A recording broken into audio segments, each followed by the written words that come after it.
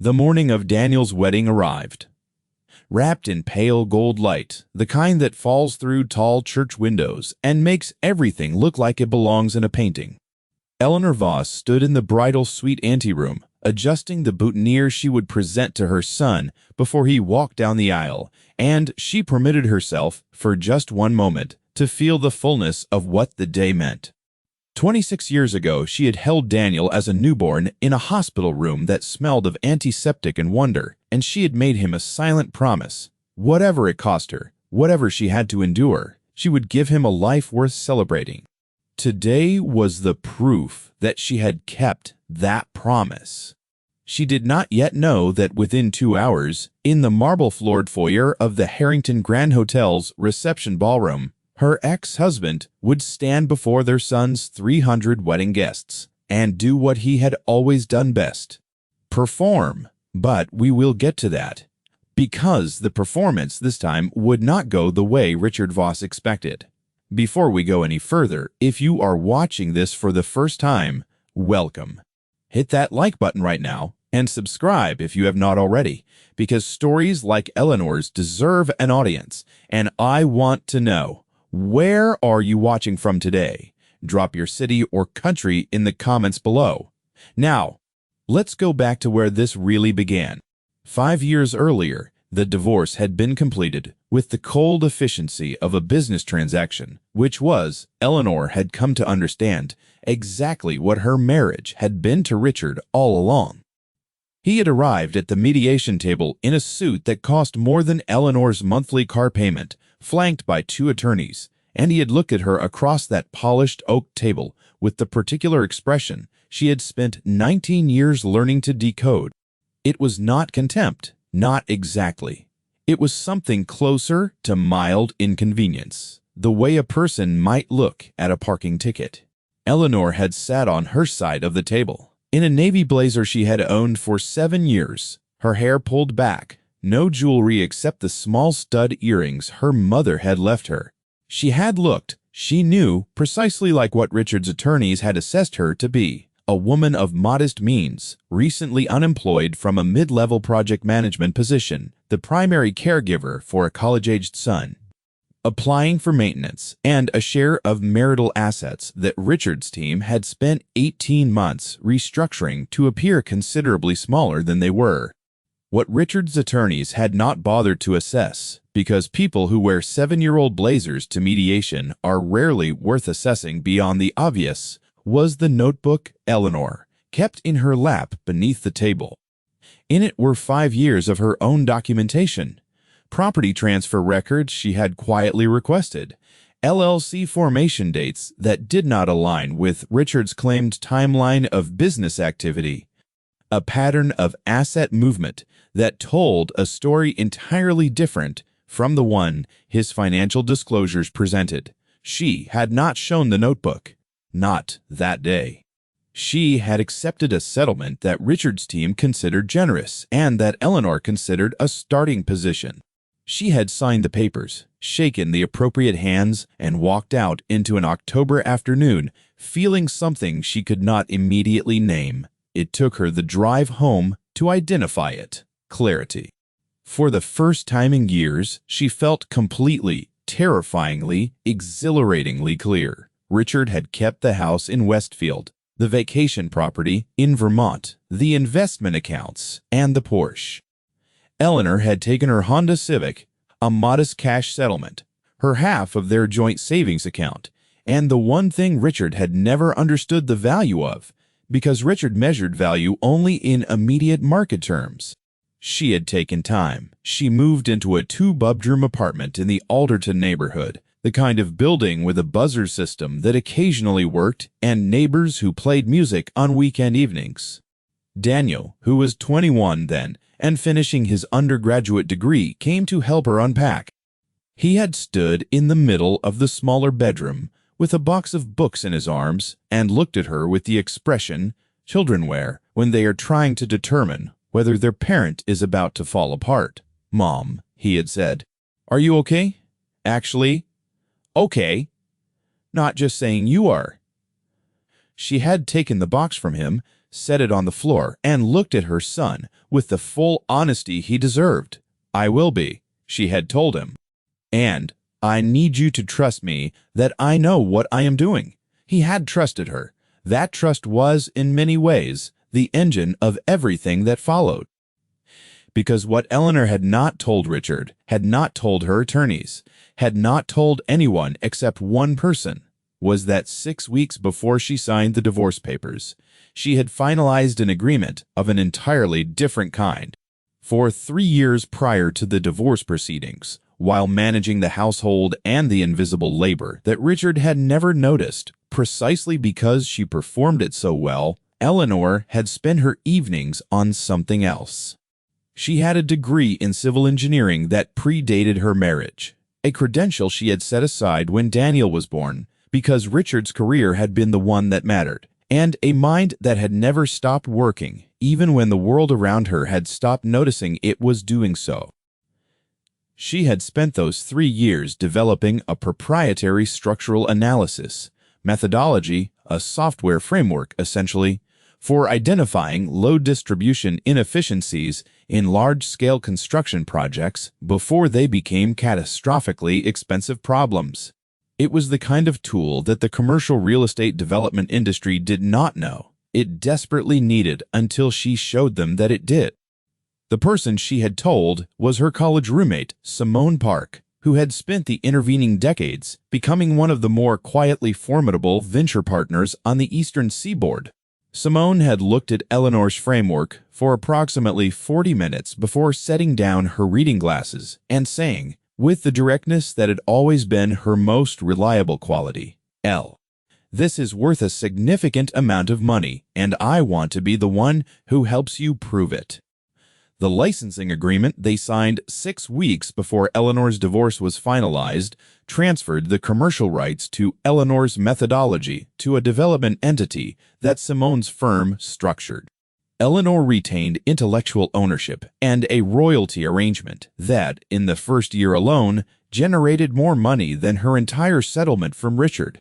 By the 3rd year, the framework had been licensed to 47 commercial construction firms across 8 countries.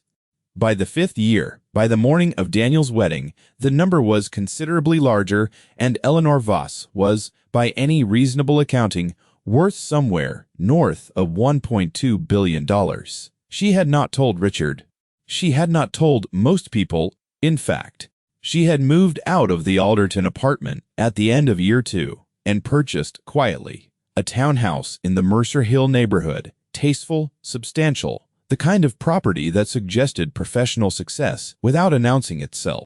She had a small personal team. She served on 2 foundation boards. She gave to causes she believed in without publicizing that she was doing so. She dressed well, but not ostentatiously. She drove a car that was comfortable and reliable and would not have prompted a second glance in any parking lot. She had built with enormous intention a life that looked like quiet competence.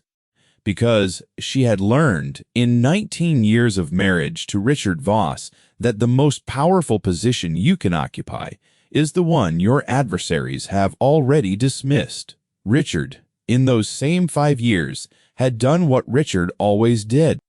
He had upgraded. His new wife, Camille, was 34 years old, a former client of the wealth management firm where Richard was a senior partner, and she wore her position as the most recent Mrs.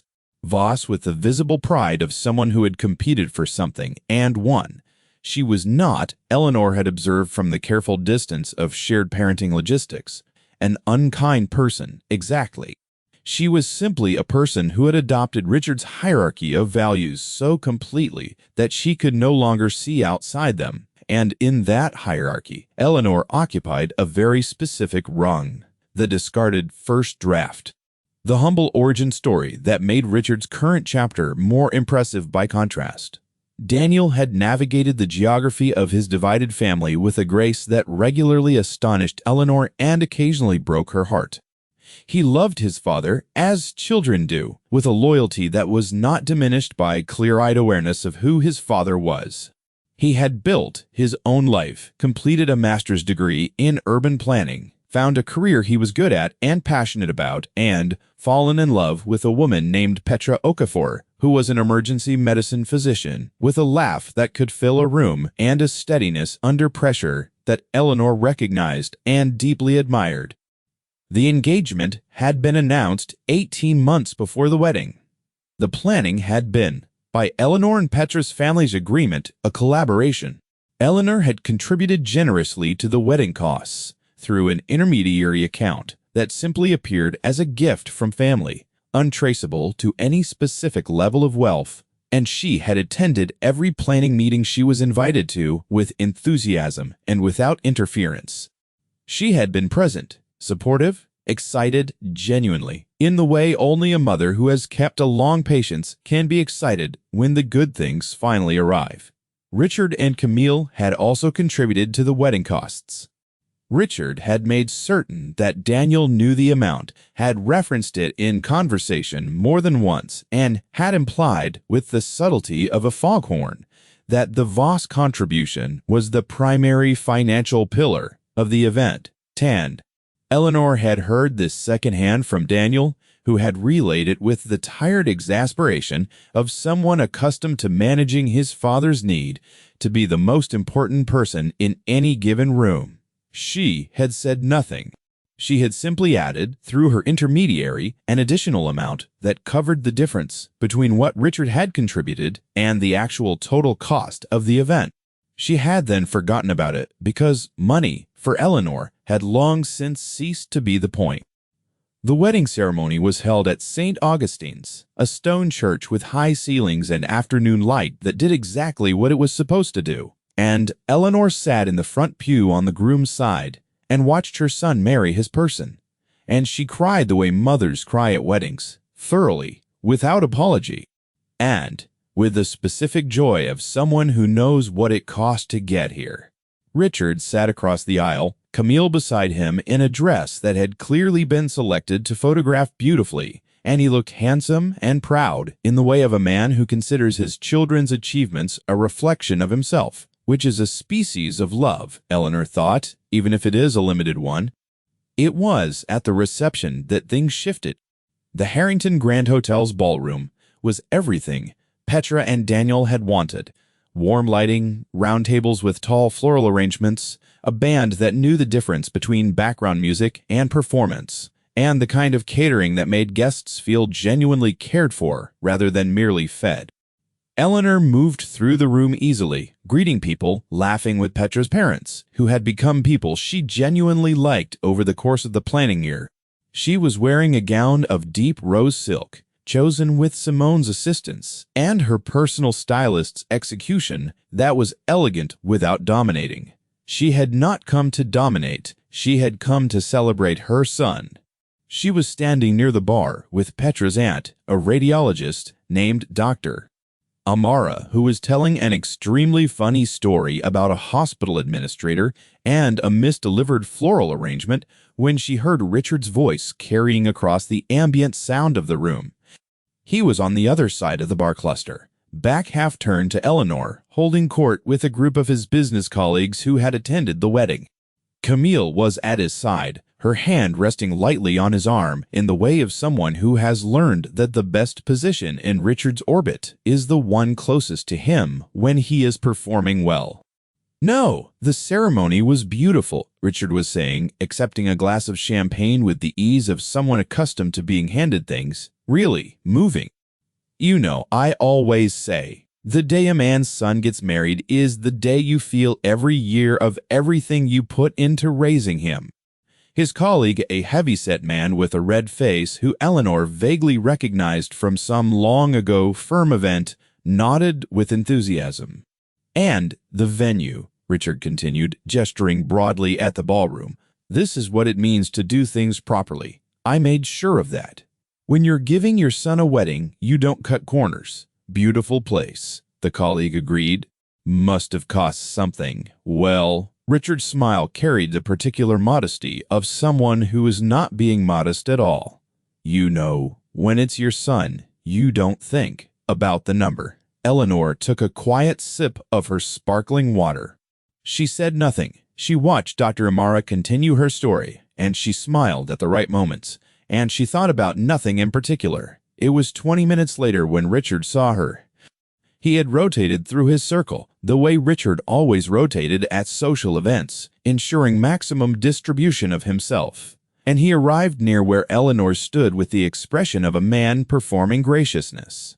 His colleagues had drifted slightly, giving the approach the unconscious clearance that people always give to the gravitational pull of family dynamics at events like this.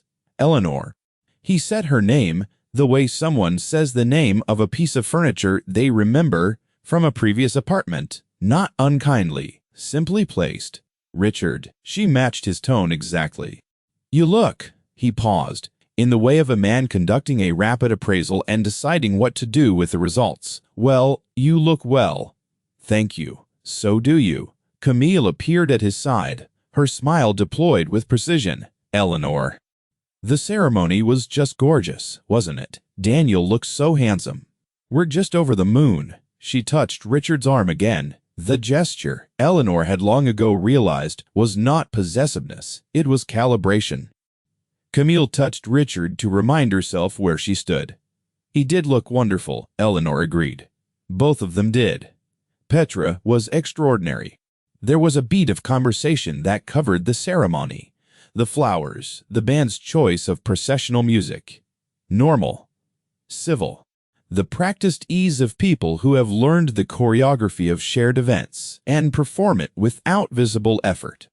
It was when Camille excused herself toward the ladies' room and Richard turned to greet another passing colleague that his associate, the red-faced man from earlier, who had rejoined the orbit, leaned slightly in Eleanor's direction with the conspiratorial warmth of someone 3 glasses into a champagne reception.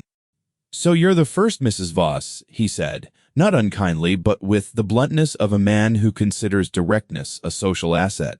Richard talks about, well, he speaks very highly of Daniel. Of course. Eleanor smiled. Of course. Richard was just saying, what a thing it is to provide for your children. You know that this whole event. The man's gesture encompassed the ballroom with admirable sweep. He's really outdone himself.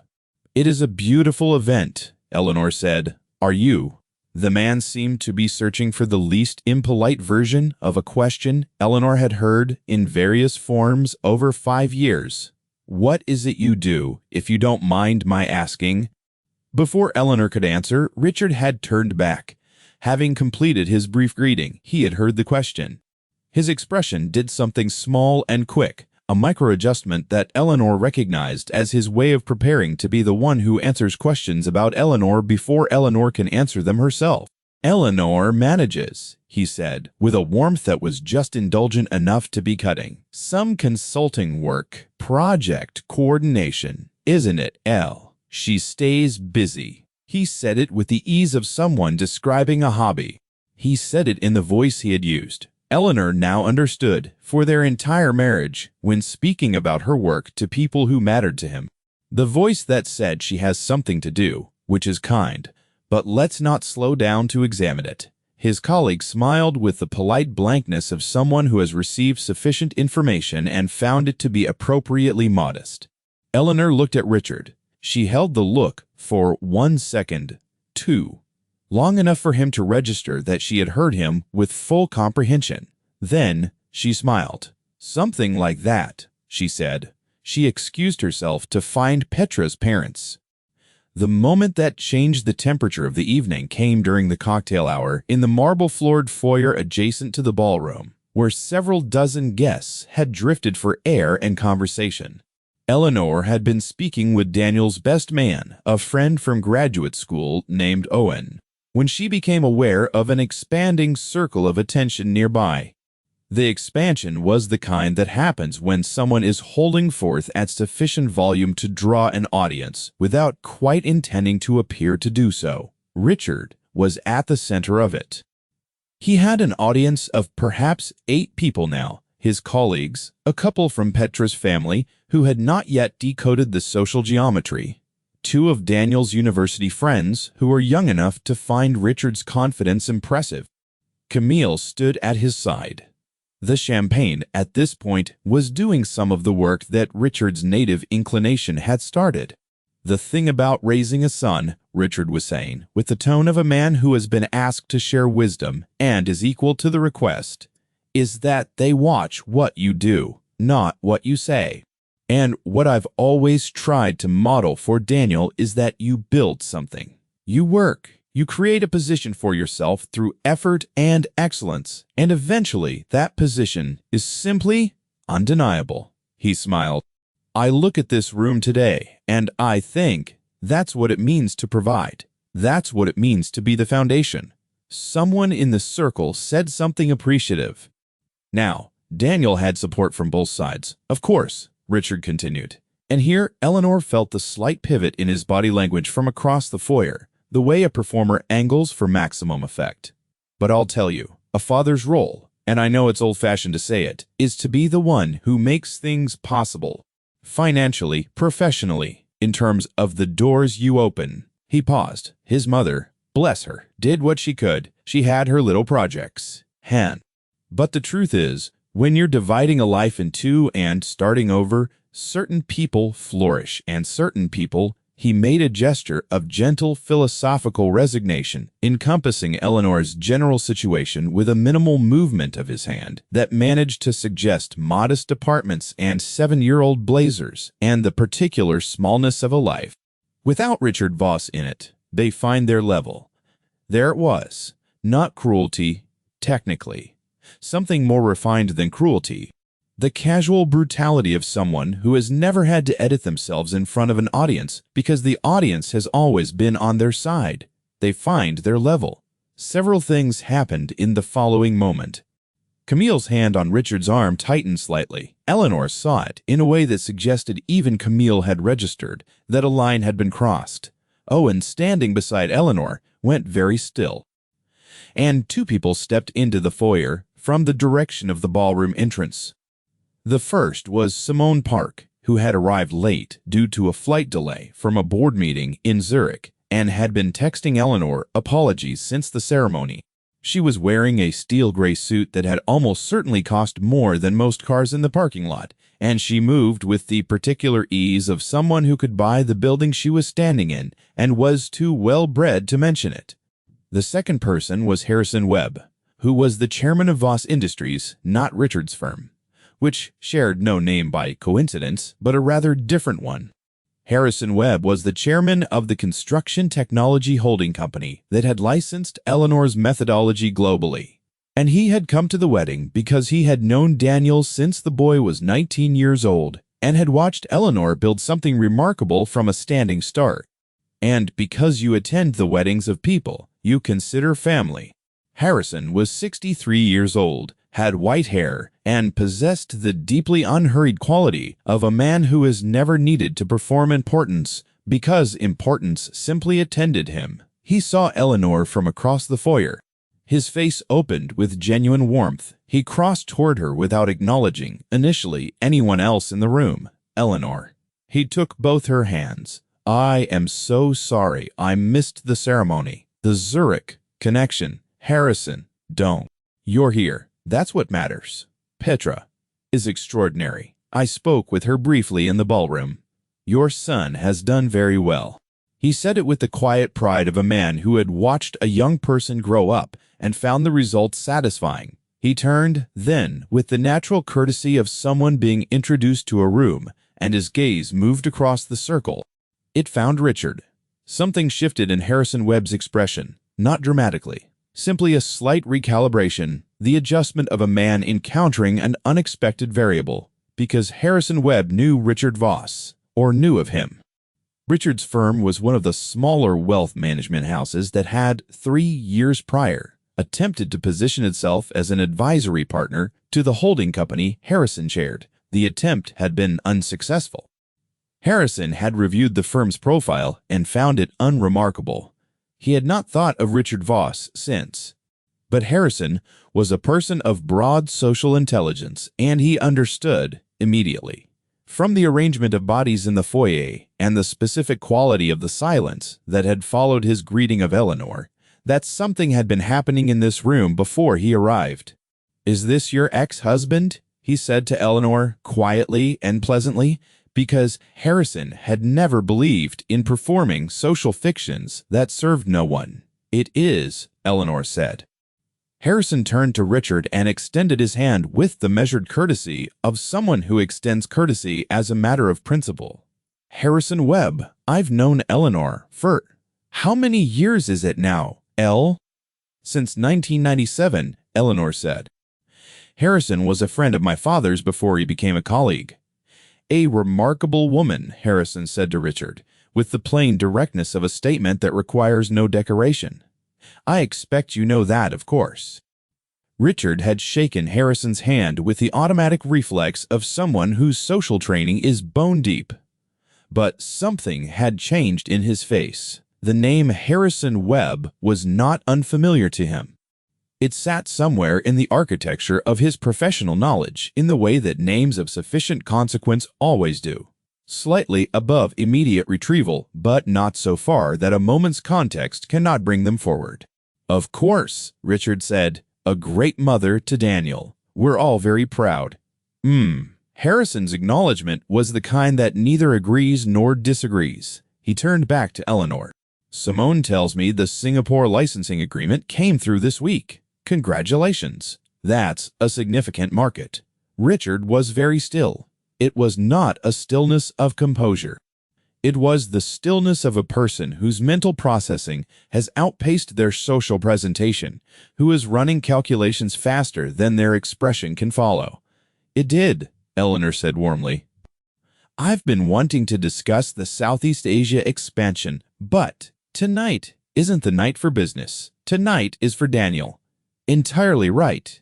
Harrison looked around the foyer with appreciation. "Beautiful event. You've done wonderfully by him." And then, because Harrison Webb had not reached the position he occupied by being anything less than precisely aware of every room he entered, he added, with the mildness of someone delivering a remark of no particular importance, "As I'd expect. Given everything you've built." He excused himself to find his seat, and Simone touched Eleanor's arm briefly, a small private gesture of acknowledgement, before following him. The circle in the foyer had gone quiet in the way of people who have witnessed something and are recalibrating. Richard's red-faced colleague was looking at Richard with an expression that had shifted from social alignment to something more uncertain. Camille's hand had dropped from Richard's arm. Eleanor looked at her ex-husband, E. He was a handsome man.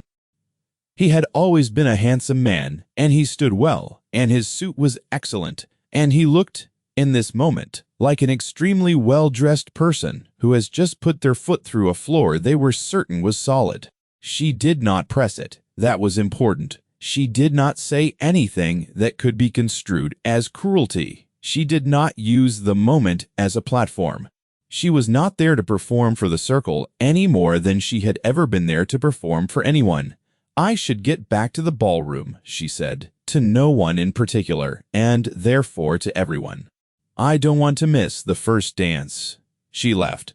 The first dance was between Daniel and Petra, and it was to a song Eleanor did not know, but would know forever after, and she stood at the edge of the dance floor with a glass of sparkling water and watched her son move with his wife, and felt the particular quality of happiness that is not excited or loud, but simply, completely full. Like a vessel that has been patiently filled over a long time and has finally reached its capacity and holds. Richard asked to speak with her at the edge of the evening, near the end of the reception, when the dancing had slowed and the older guests were beginning their gradual, graceful departures. He found her near the tall windows, and he had the look of a man who has spent several hours digesting something difficult and has arrived at a position he finds uncomfortable but necessary. "I want to ask you something," he said, "and I'd like an honest answer." "All right, Harrison Webb." He said the name carefully, as if testing its weight. How long has the work with his firm been?" "The licensing agreement with his holding company has been in place for nearly 5 years, Eleanor said. "The first iteration was signed approximately 6 weeks before our divorce was finalized." The silence between them was the length of several realizations arriving in sequence. "You knew," he said. "When you were sitting across the table from me at mediation, you already had." "I had signed a licensing agreement, yes. The earnings from it were not yet material at the time of our settlement, which is why I was not required to disclose them as existing income." She said it without triumph. "Factually, my attorneys were very thorough." He was quiet for a moment. Around them, the band played something soft, and the evening wound its unhurried way toward closing. "I said something earlier." He did not look away from her, which she credited to him. "In the foyer, the remark about finding one's level, you did. That was." He stopped. For Richard, the architecture of apology had always been elaborate, but load-bearing in the wrong places. The structure was there. The material was sometimes insufficient. "That wasn't right of me." "No," Eleanor agreed. "It wasn't." "I underestimated you," he said, consistently, for a long time. She looked at her ex-husband, at the man she had spent 19 years building a life alongside, and she felt something that surprised her, as the truest feelings often do. Not satisfaction, not vindication, not the particular warm pleasure of being proved right. What she felt was something closer to release, the way a long-held muscle finally unclenches. "Richard," she said, "you underestimated me the way people underestimate things they have stopped truly looking at. That says less about my level than it does about where you were directing your attention." She paused. "I genuinely hope tonight was a good day for you. Daniel is a wonderful man. That is something we made together, and it's worth more than anything else on either of our balance sheets." She left him at the window. In the weeks that followed, things moved in the way of consequences that have been patiently waiting for the appropriate moment to arrive.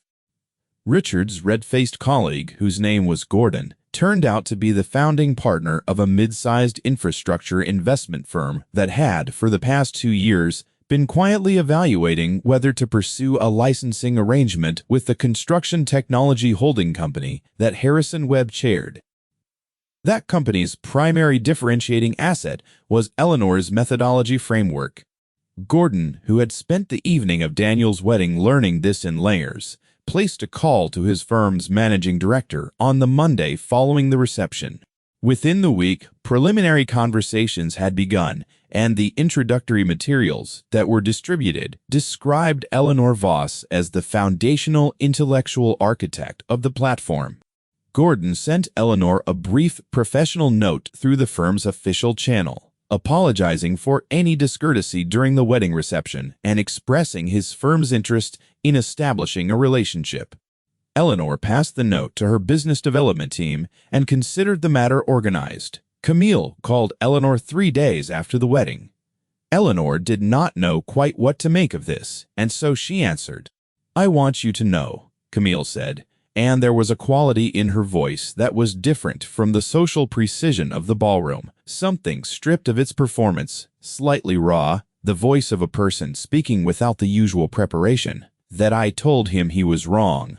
Before we even left the reception, I should have said something in the moment, and I didn't, and I've thought about it every day since." Eleanor was quiet for a moment.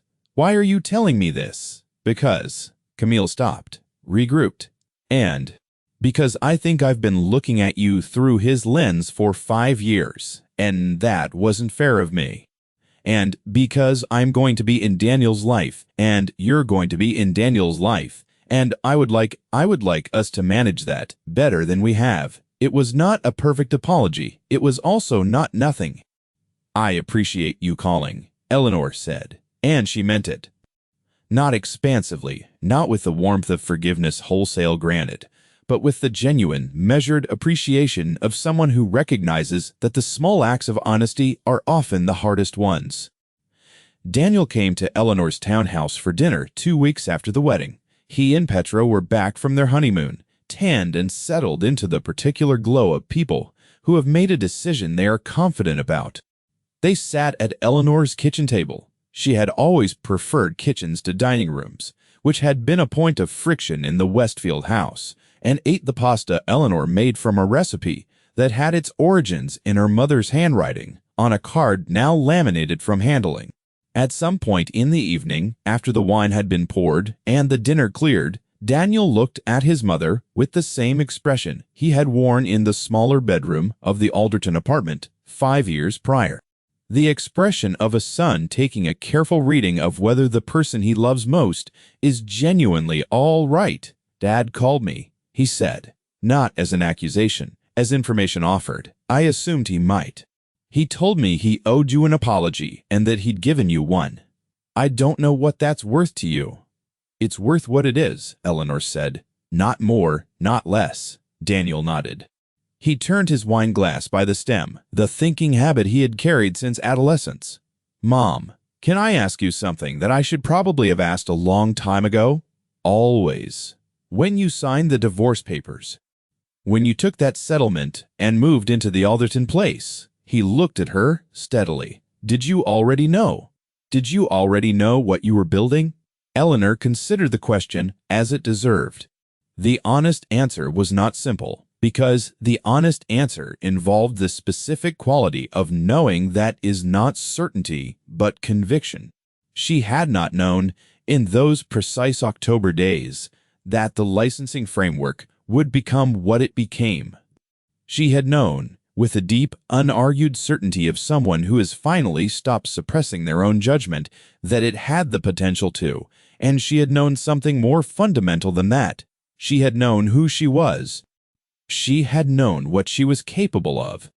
She had known that 19 years of being looked through had not diminished those things in any essential way, only created a pressure that, given the correct conditions, had no direction to go but forward. "I knew enough," she told her son.